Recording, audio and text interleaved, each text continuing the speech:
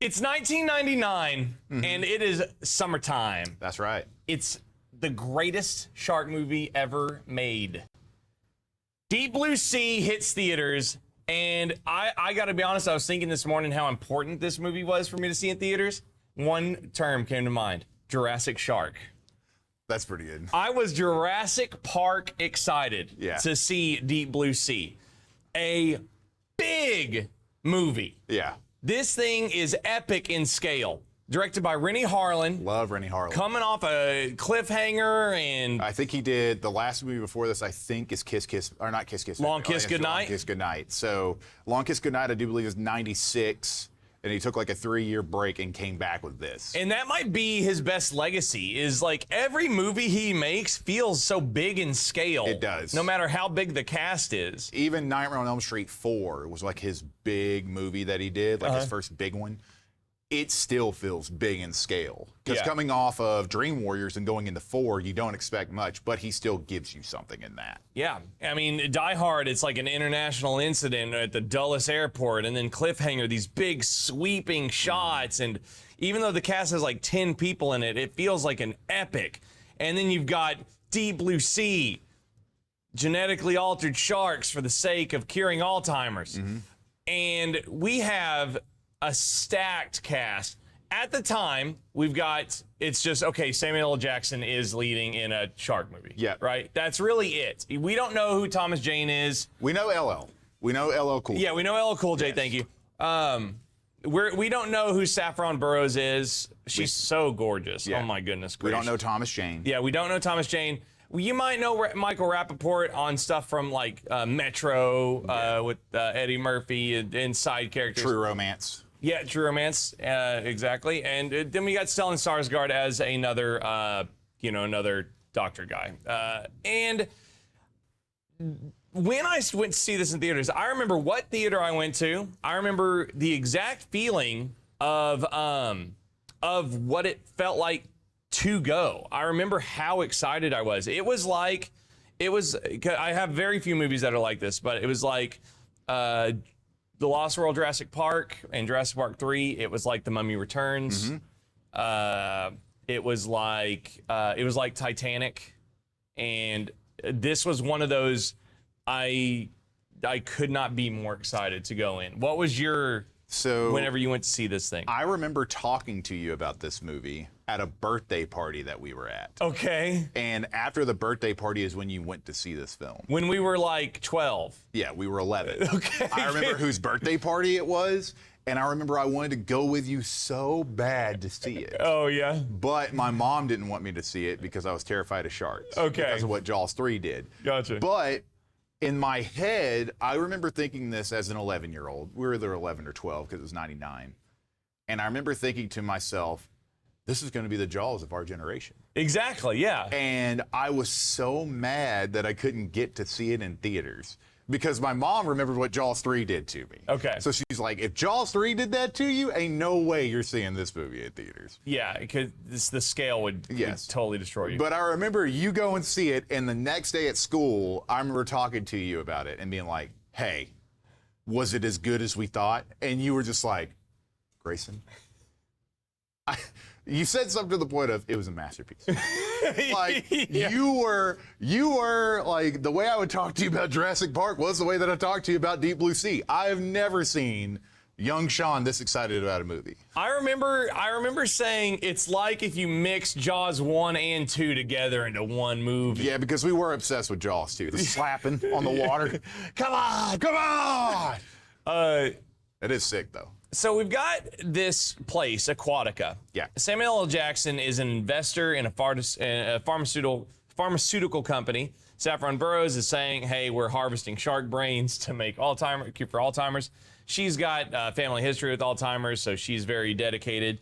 You've got Thomas Jane as Carter Blake. Who's sick. Our shark wrangler. Oh my God, he is insanely dreamy in this. The second he shows up at the opening, which is a sick opening. Yes, the opening of this movie is incredible. We get some teenagers on a boat. They're attacked by a big mako shark, and Thomas Jane like lassos the shark with a harpoon gun, basically. The best thing about it is you don't expect to see a shark look this good in a movie that's this old. And it's not a great white either. It's not. They look different. It's a regular shark in this one. So whenever it pops through, the thing, when I'm watching this recently, I'm like, okay, I'm going to see the wear and tear on this thing now. And it popped through, and I thought, hey, this still looks really good. Like, Yeah. I'm kind of surprised. Because they do use practical effects. They do. To a degree. And it's some of the best When they practical. can. Yeah. They do. When it makes sense. But we have Dr. McAllister take Samuel L. Jackson to Aquatica. It looks like a prison facility, basically. Yeah, but it's he even makes a joke. Alcatraz floats. Yeah, exactly. And we meet our cast of doctors, and we have like Brenda, who's like the weather lookout on the tower control, and then we have Sherman Preacher Dudley, played by LL Cool J. Preach is the best character in this movie. I would say, man, maybe top 20 coolest characters ever. He is so good. He is the cook. He is also constantly referencing the Bible, and it's really cool. And he has a pet bird Yep. who he talks shit to, and it's amazing. And we meet Michael Rappaport's character, Tom, and as Samuel L. Jackson's landing with the doctor, you know, Thomas Jane's just getting back from getting the shark back into the facility. And I remember Tom is like, there's no way you stopped it with that power or whatever. Or Thomas Jane's like, it took like 2 lines to stop It took me 2 to put it down. Yeah. And he's like, no way it took 2. Because he makes fun of him. He's like, maybe you missed a shot. Yeah, he's like, I don't miss. Yeah. And we kind of get a glimpse of the fact that there are multiple sharks here, including, I don't remember, do they call it a 25-footer or a 20-footer? I think they say I think they say the big one's like 45 feet or something. That's like twice the size of Jaws. Jaws is a 25-foot shark. When you see it in the water, though, It's huge. it is the biggest shark until Meg Yeah. that I've seen on screen. Yeah, so it's just like a ridiculously large shark. Yeah. Because And that's the Gen. I think they have 2 Gen 2s and 1 Gen 1 or something yeah, like that's that. what they say. Yeah. And then so there's 2 regular sized ones and then a big whopper, Mm-hmm. right? Whenever we're seeing this in theaters, we obviously know something's going to go wrong, and the trailer does a good job of selling it with like the sharks swim backwards and the sharks are doing He recognized that gun. yeah, they're doing critical thinking skills because as a side effect of the Alzheimer's, the sharks got smarter, which is totally ridiculous, but for the sake of the movie, it's really fun. Yeah. Things go wrong. Storm hits the facility. The sharks take advantage of the situation to basically snap a helicopter down with a rescue line by they bought off the arm of Jim Whitlock. Which is a really good scene. Yes. Like it's. There was so much blood. It was really gross to Yeah. see as a kid. And the shark looks awesome. Yeah, in when he that bites that guy's arm off, I was like, "Oh man, that's crazy!" And the blood's mixing with the water on the ground. Thomas Jane breaks the glass and pulls out that shotgun, the slow motion rack, and he's Yeah. about to shoot it. Oh man, it's And so then sick. she's like, "No!" "What are you doing?" The shark yanks down the helicopter that's trying to rescue Jim Whitlock. Yeah. Uses Jim Whitlock as a bullet to break the glass. Which is also amazing. And then the entire facility floods. So you have almost like, I think again, all great horror movies are movies where you could remove the horror aspect.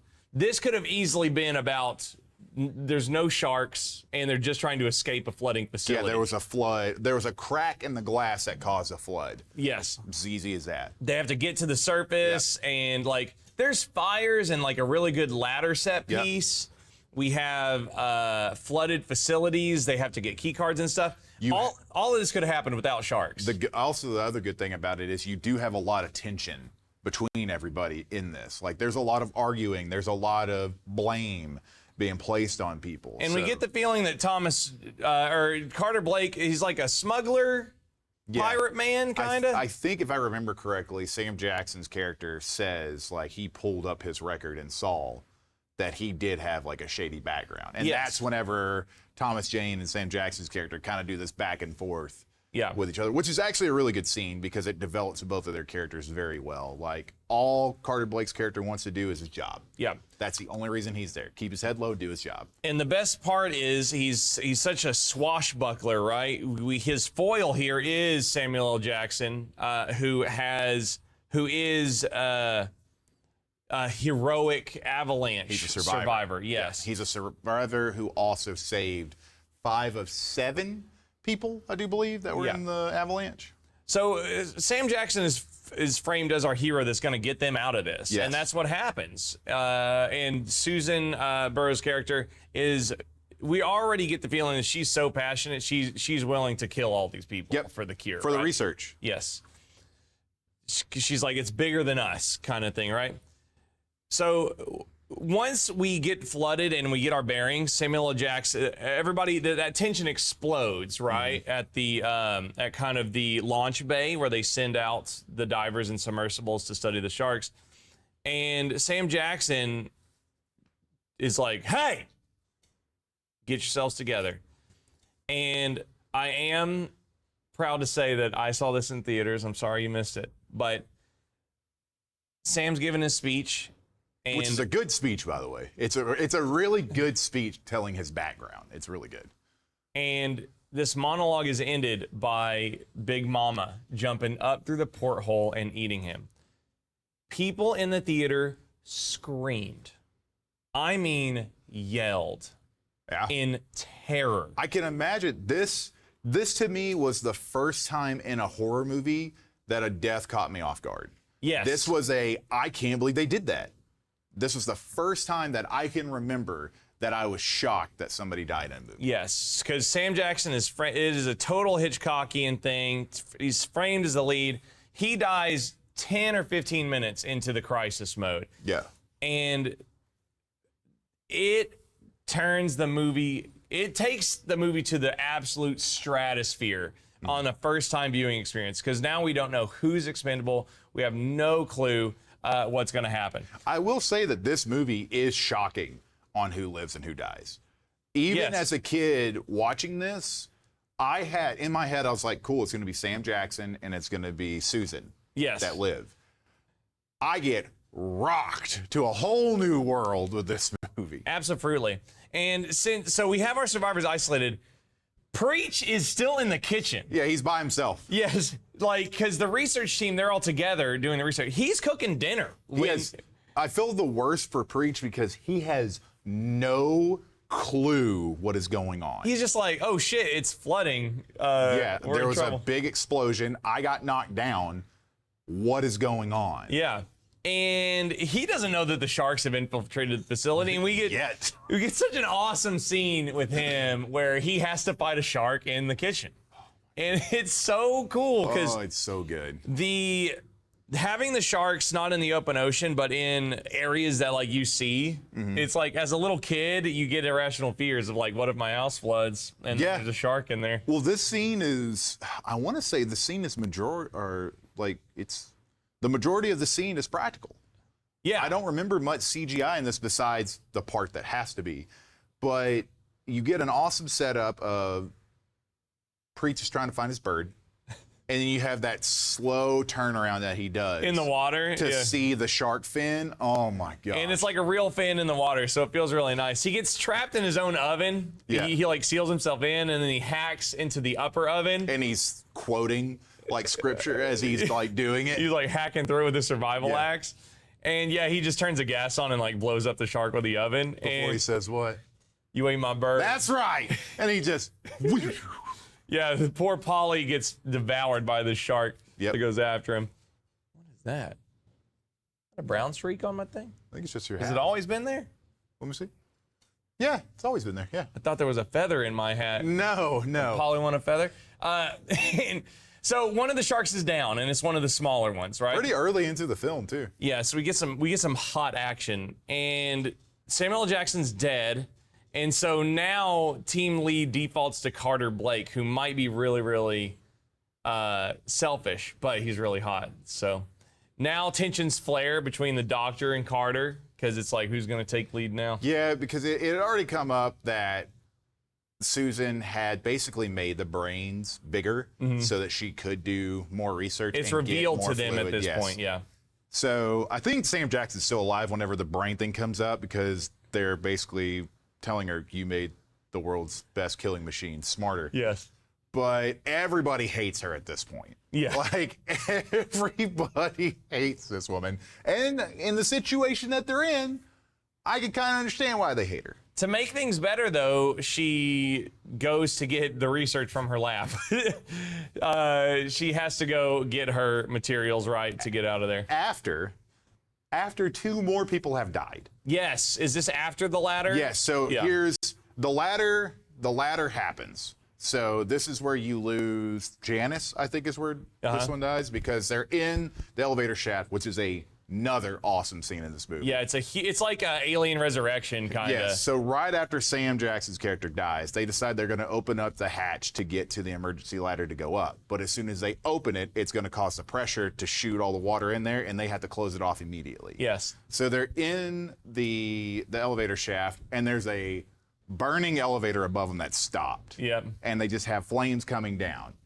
The sharks have busted through the door that they just shut. They are that strong, which is crazy.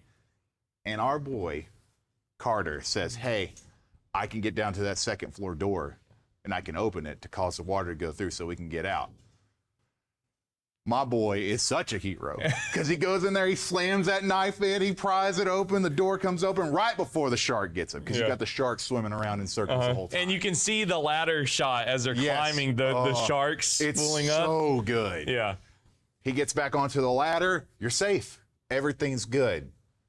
But unfortunately, the ladder breaks and falls over, and one of them drops in the water. Yep. Ooh, Dude, Thomas Jane, I got you, double leg hang. Give me your hand. just like in Cliffhanger. Yeah. So we're back at this again, which is awesome. So Thomas Jane goes to grab her. She goes underwater. She starts to come back up. She's saved. Psych! The shark puts it in her mouth, or puts her in his mouth, and jumps up just to be like, got her! Yeah. I remember thinking, I was like, man, that's a prime bite right there. Man, that is horrible. It's just being lifted up by, and so like he puts her like in range of Thomas Jane, but yeah, they get out. We get another kind of one-on-one, just like LL Cool J earlier with the shark. Really tense scene in her dorm room, basically. Yeah. She strips down out of her wetsuit so she's dry, and then she rips that electrical cable off the wall and tosses it into the water. Well, it's also cool because she stands on top of it. Yeah. Because she's on a metal shelf. Yeah. So she has to have something grounded so she doesn't electrocute That's right, herself. yeah, Which is really cool because as a kid, I didn't understand that. I was just like, oh, she's wet. She doesn't want to get electrocuted. So Yeah. she's getting down into her bra and panties, I guess. Yeah. Now, as an adult, I'm like, yeah, it's kind of cool. Yeah, That's it's a really cool neat. thing. And she tosses the cable like into the shark's mouth. Which is also really cool. It's Yeah. a really cool scene. This is, again, it's like, it's bad CG, right? It is, but it's still a cool scene. Yeah. So the CG, because the CG in this movie is bad. Yeah. Now, at the time, it was pretty cool. Yeah. Now it's rough. But that scene is something that I always wanted to see in any movie. Yeah. Like I wanted to see a flooded room with the electrical Yeah. cord go into it and kill it. But we got it in this one. Yep. Now, my thing is this, because Michael Rappaport's character's already died. Yes. Which was another shocking scene in the movie because Mm-hmm. it happened so quick. He's definitely like the blue collar, like, hey guys, we're fucked. Yeah, like, we're kinda in guy. trouble. But he's also He's a likable character. He is. He's one of him and Preach are the most likable characters in the Yeah. movie. Also best friends in the movie too. Mm-hmm. So after he had died, so you get back to them, and I don't know if you were thinking about this whenever you watched it recently, but I don't understand when the electricity stopped electrifying the water. Because they're all just like, hey, are you okay? Yeah. It's just like, okay, I guess. I imagine guess that. I that'll think what happens is there would have been some kind of circuit rupture that killed the line, Probably, right? yeah, Eventually that would have blown a fuse somewhere, right? So now you're down to one. And of course, the one shark is also the biggest one. It's the one that can't fit inside the facilities. Actually, it is. Yeah, Unless it's the one that kills. That's probably the one that kills Michael Rappaport, actually, because that's a big because mother. it's open. That big area is open, so it can come in. Yeah, and we get a third act that is spectacular. It really it's is. so harrowing and crazy. We have the doctor, we got Preach, we got Carter Blake left, and it's like, cool, these are our sole survivors. They're gonna figure it out. And the thing is still buoyed in the ocean, right? But it's just like a couple of catwalks and some grating it's left. Slowly sinking, but it is still there. And Preach gets chomped.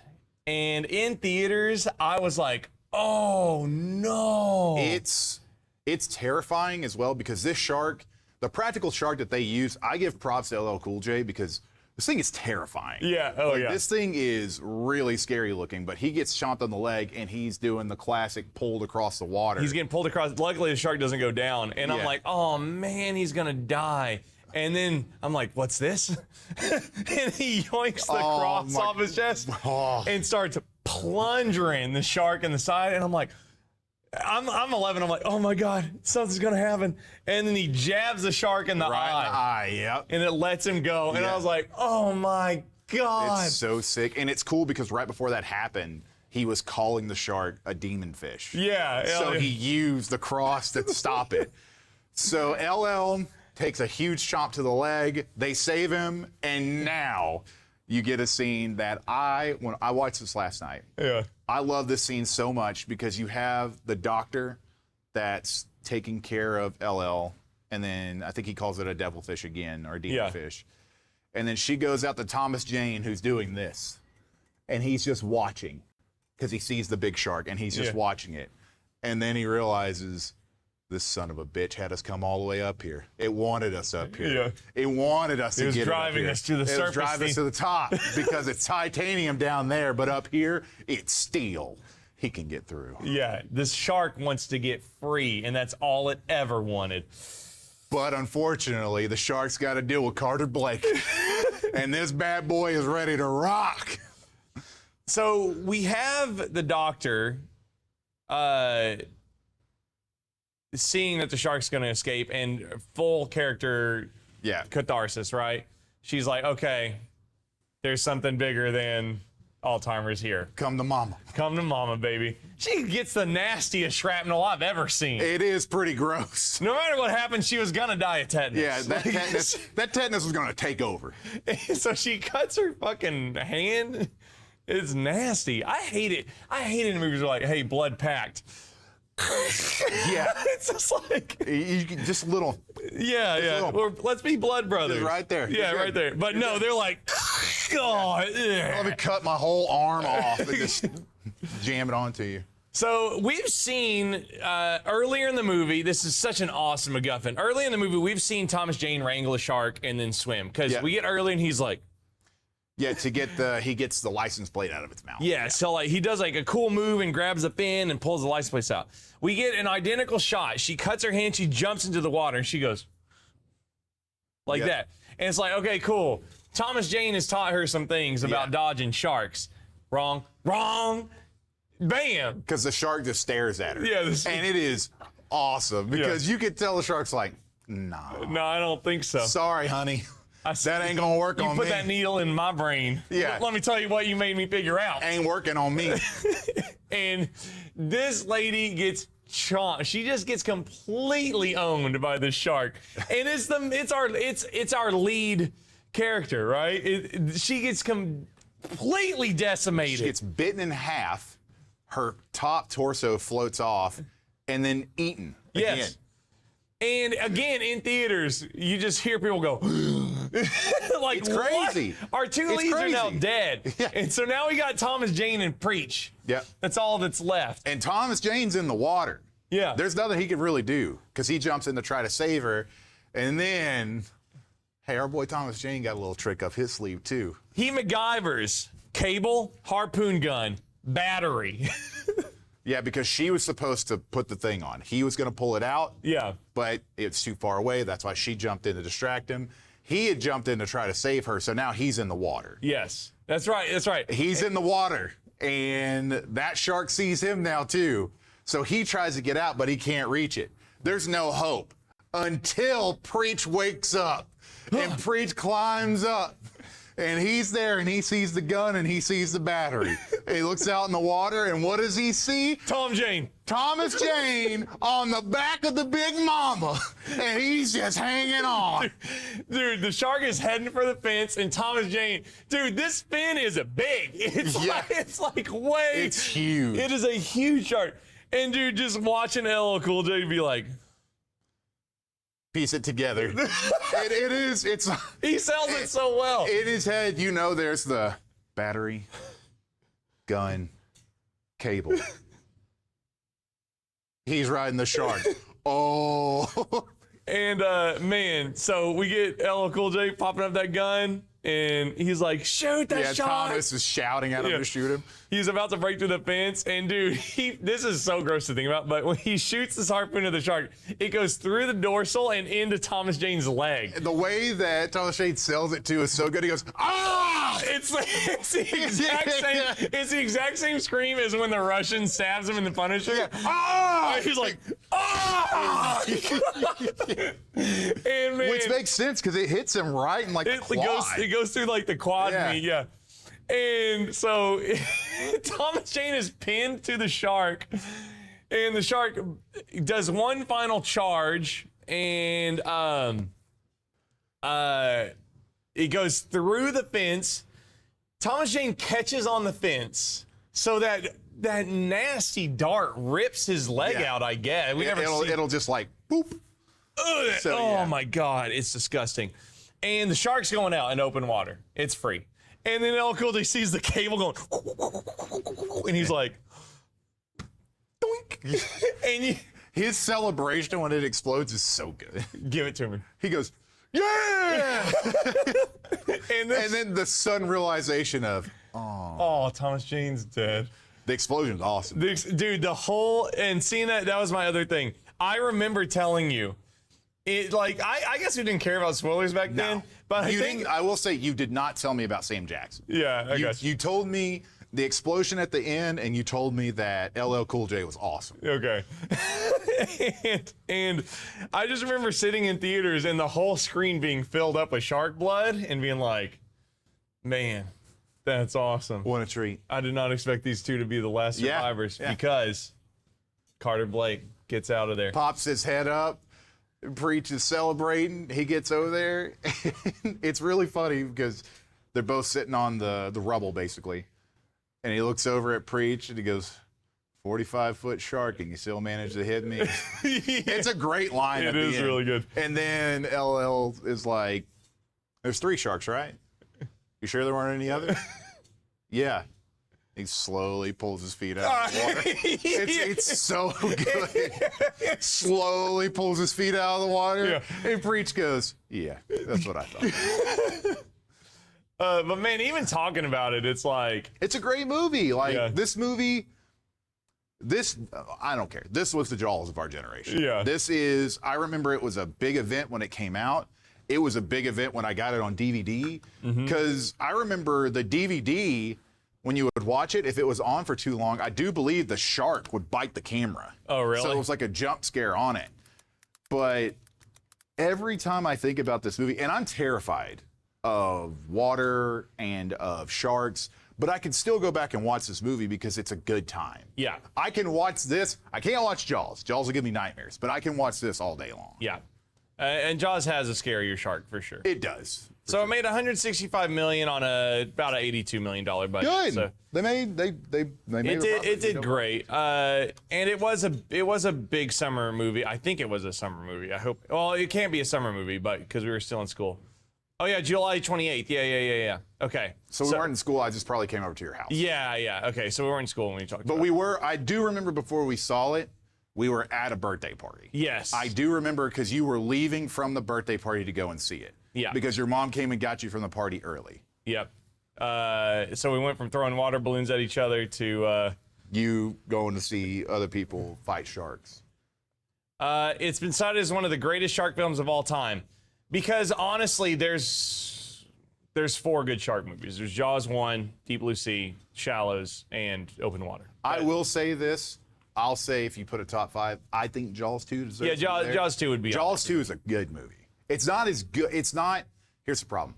It's not Jaws 1. Yeah. And that's what kind of hurts it. But yeah, I would say that this is my number 2 shark film. I haven't watched The Shallows yet, but I'm pretty sure The Shallows would give me just as bad of nightmares as Jaws would. Shallows would be your number 2. Shallows is without a doubt the second best shark film ever made. But yeah, I love Deep Blue Sea. It's a special movie to me and Grayson alike. It's got an awesome cast. If you haven't seen it, watch it. Yeah. Like, please watch this movie and just go into it knowing, like, yes, it was made in '99. The CGI will be kind of rough, but the practical effects alone in this film are incredible. And look at this poster. yeah, Look at that. Look how great that poster is. man, that's spectacular. But yeah, thank you guys for watching. Make sure and go check out our reviews of I Know What You Did Last Summer, Yeah, the original ones. I know, and I still know. And we always gonna know because there's another one coming. That's one summer I wish we could forget. You guys have a spectacular day, and we'll see you next time on Carnage Candy. Goodbye.